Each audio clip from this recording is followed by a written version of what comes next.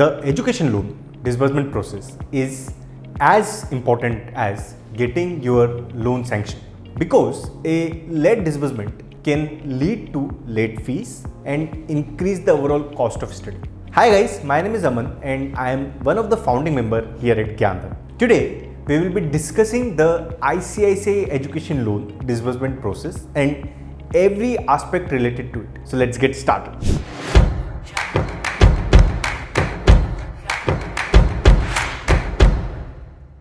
The disbursement process begins after your loan is sanctioned. Loan sanction means the lender has agreed to provide the requested amount, indicating loan approval.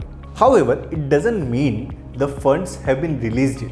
Further verification and checks are typically performed by the lender before disbursing the loan. It's crucial to understand that loan sanction and loan disbursement are separate phases of the loan process. Step 1. Signing loan agreement. In the first step, once loan has been sanctioned, the bank will send you a loan agreement that you and your co-applicant must carefully read and sign, indicating your acceptance of the terms and conditions set by the ICICI Bank. This loan agreement will include several loan related terms such as loan amount, interest rate, EMI, loan tenure, repayment during the moratorium period, and similar details. You will receive this loan agreement via email in most cases, though sometimes it may also be sent by post. Step 2. Once the agreement has been signed and returned to ICICI Bank, a confirmation letter will be sent to your registered email. There are some documents that you may need to submit with the loan agreement for a final verification process before your loan amount is disbursed. This document include the applicant's KYC details, address proof, the university's admit letter, the fee structure of the target university, and the financial proof of the co-applicant. Additionally, an NACH form needs to be submitted. The co-applicant will also have to provide 9 to 12 post-dated checks to cover interest payment in case they are unable to make a payment in a particular month. Apart from this, you are also required to fill out and submit a disbursal form along with all the documents. Step 3 involves taking the main disbursement. Once you have submitted the disbursal form, it usually takes about 5 to 7 days to make the final disbursement. However, it is advised to complete all these formalities at least 15 days before the tuition fee deadline to avoid any last minute hassles. The sanction amount and the disbursed amount can differ. For example, you may receive a sanction of 50 lakh rupees, but at the moment you only need a disbursement of 35 lakh rupees.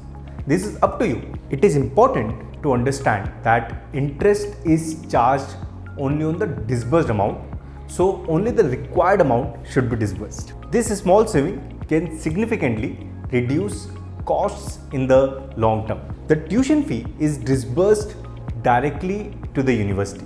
Many universities require the amount to be transferred using flywire or another specialized application, which must be communicated to the bank in advance. This allows the bank to arrange the transfer of the amount to the university via the required application. Additionally, you should know that the tuition fee is disbursed either annually or semester-wise as per the mutual agreement between the university and the lender. In case of living expenses, lenders may provide funds through different methods like direct transfer to the student's account or via preloaded forex card.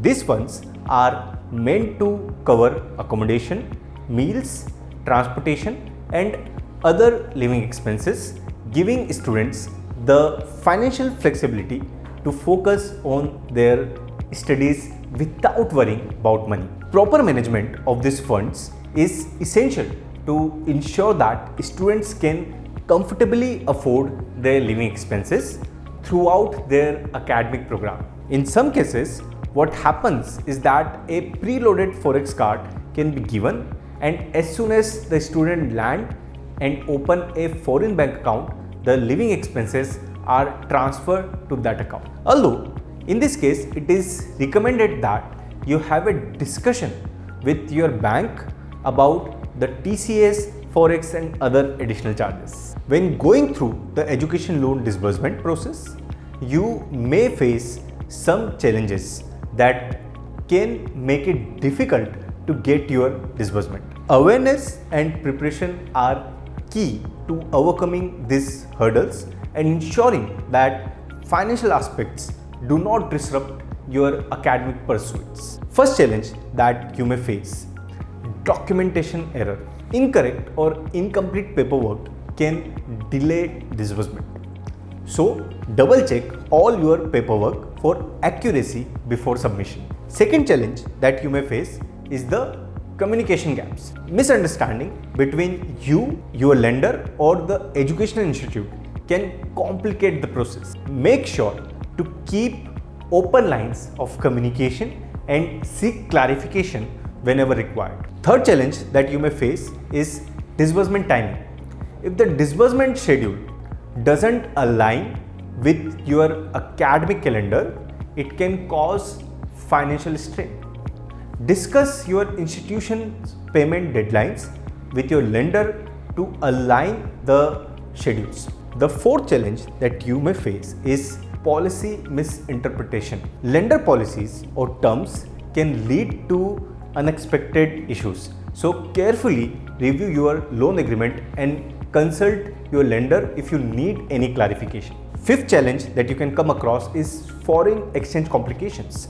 For students studying abroad, managing currency exchange rate and forex card limitation can be challenging. Plan for your currency needs in advance and understand the terms of using forex cards. Taking out an education loan is a significant decision that can greatly impact your life. So it's important to seek expert advice. At GyanDhan, we are here to be your trusted partner on your journey to studying abroad. We help students by comparing various loan options to find the best fit for their financial needs and educational goals. So far, we have assisted 25,000 students and disbursed loans totaling 8,000 crores. Our team is dedicated to guiding you through the loan comparison process, managing the application details, and securing the most advantageous terms for your situation. Not sure where to start? It's easier